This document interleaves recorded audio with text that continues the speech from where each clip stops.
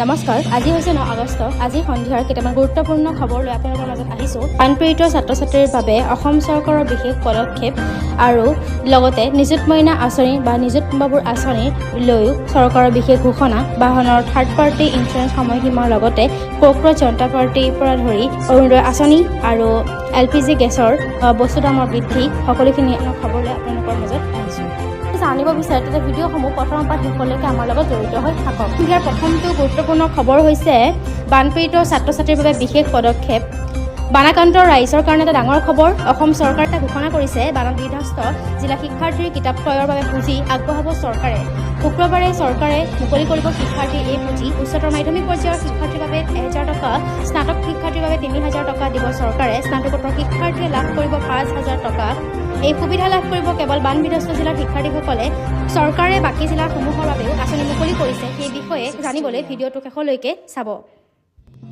আগষ্টৰ পৰা শিৱসাগৰ, চৰাইদেউকে ধৰি বানাক্ৰান্ত জিলাকেইখনৰ বিদ্যালয় তথা শিক্ষানুষ্ঠানসমূহৰ নিয়মীয়া পাঠদানৰ বাবে ডক্টৰ আনুজ পেগুৱে ঘোষণা কৰিছে যে জনাইছে, মন্ত্ৰীগৰাকীয়ে জানিবলৈ দিয়া মতে যদিও বহু শিক্ষানুষ্ঠানত পাঠদান নিয়মীয়াকৈ আৰম্ভ কৰাৰ পৰিৱেশ ঘূৰি অহা নাই, তথাপিও চৰকাৰে বিকল্প ব্যৱস্থাৰে ছাত্ৰ-ছাত্ৰীৰ ভৱিষ্যতৰ প্ৰতি লক্ষ্য ৰাখি 10 আগষ্ট 2026 পৰাই পাঠদান পৰ্ব আৰম্ভ কৰিবলৈ সিদ্ধান্ত লৈছে।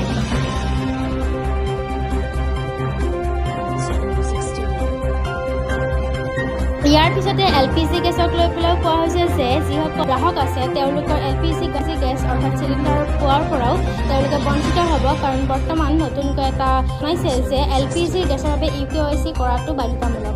16 আগষ্ট হৈছে শেষ সময়সীমা। 16 আগষ্টৰ আগত UKYC কৰিব লাগিব।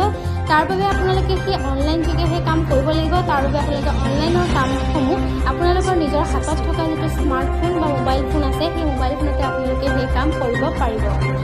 ইয়াৰ পিছতে সুৰাৰ নিষিদ্ধকৰণৰ ওপৰত সহ একাধিক জনপ্ৰিয় ব্ৰেণ্ডৰ সুৰা বিক্ৰী নিষিদ্ধ।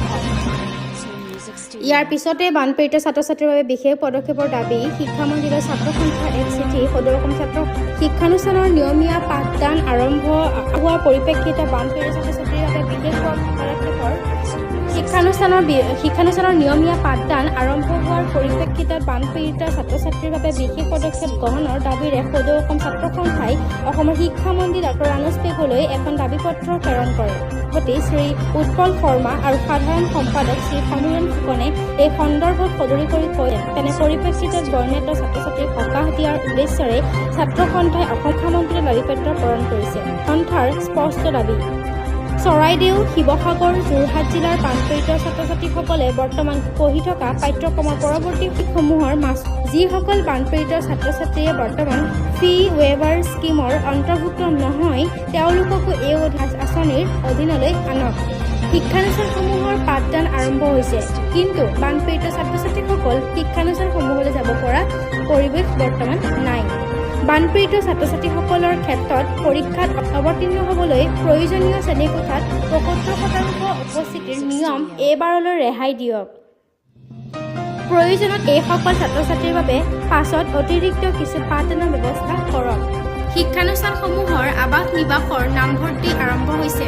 তাৰ বাবে প্ৰয়োজনীয় প্ৰক্ৰিয়া সম্পূৰ্ণ কৰাটো এই মুহূৰ্তত বানপীড়িত ছাত্ৰ-ছাত্ৰীসকলৰ বাবে সম্ভৱ নহয়।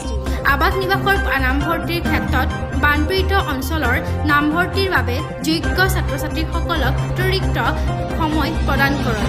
তেওঁলোককো বিশেষ ব্যৱস্থা গ্ৰহণ কৰক। বানৰ সংহাৰে জনসাধাৰণক জুৰুলা কৰিছে।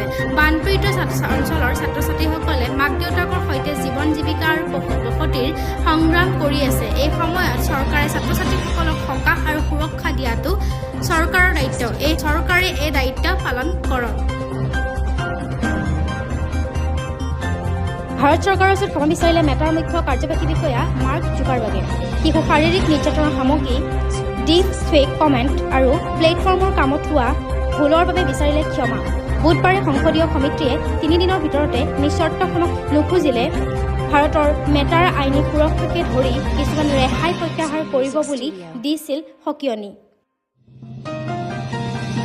ইয়াৰ পিছতে পৰৱৰ্তী খবৰ হৈছে যে বৃদ্ধি হ'ব বাহনৰ থাৰ্ড পাৰ্টি ইঞ্চুৰেঞ্চৰ সময়সীমা। নতুন বাহনে 4 বছৰৰ বাবে ল'ব লাগিব থাৰ্ড পাৰ্টিৰ ইঞ্চুৰেঞ্চ।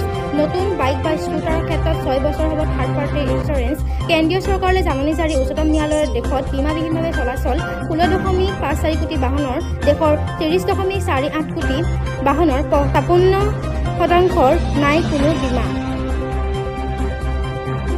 আজিৰ সন্ধিয়াৰ এই গুৰুত্বপূৰ্ণ বাতৰিকেইটাৰ সৈতে আপোনালোকক জনাওঁ যে আপোনালোকে যদি আমাৰ ভিডিঅ'সমূহ চাই ভাল পাইছে এতিয়া ভিডিঅ'সমূহ প্ৰথমৰ পৰা শেষলৈ চাই যাব, লগতে আপোনালোকে এটা লাইক কৰিব আৰু ভিডিঅ'সমূহ যাতে সকলোৰে ওচৰত পাইগৈ তাৰ বাবে আপোনালোকে ভিডিঅ'সমূহ যিমান পাৰে শ্বেয়াৰ কৰিব।